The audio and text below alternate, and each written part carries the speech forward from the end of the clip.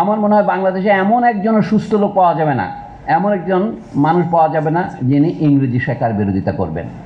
কাজে যেটা প্রশ্ন নয় সেটাকে প্রশ্ন আকারে দিয়ে আপনাকে লাঞ্ছিত করা, এটা হচ্ছে সংকটের একটা চেহারা।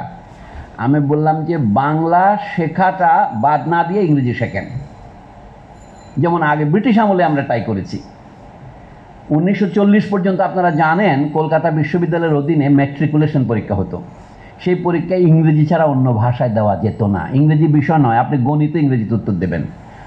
আমরা এখানে মনে করো ABC একটি ত্রিভুজ, তখন let ABC B A triangle, এইভাবে লিখতে হতো। আমি তো, আমার বাবা পড়েছেন সেই ইংরেজি মিডিয়ামে, ক্লাস 7 থেকেও তাদের ইংরেজি মিডিয়ামে পড়তে হতো। সেইটা উঠে গিয়ে 40 সনে বিধান হলো। ব্রিটিশ শাসন তখনও বলবৎ। স্যার আশুতোষ মুখার্জির ছেলে তখন ভাইস চ্যান্সেলর শ্যামাপ্রসাদ মুখার্জি, এবং তার একটু পরে 40 সনে আইন হলো যে এখন দেশীয় ভাষায়ও ম্যাট্রিকুলেশন পরীক্ষা দেওয়া যাবে।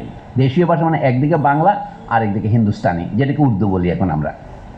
এই দুটো অনুমোদন হলো কলকাতা বিশ্ববিদ্যালয়ের জন্য, অন্যান্য বিশ্ববিদ্যালয়ে অনুমোদিত হবে।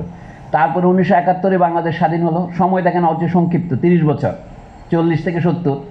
তারপরে বাংলাদেশ হওয়ার 5 বছর পর্যন্ত বাংলা কিছুটা মুখে আমরা, এই যে মানুষ মুখে একটা মনে একটা, যার অপর নাম হিপোক্রেসি, সেটা ছিল। তার 75-এর পর থেকে আবার দেখবেন আপনি বাংলাদেশে আস্তে আস্তে ইংরেজি মিডিয়ামে জয় জয়কার হলো।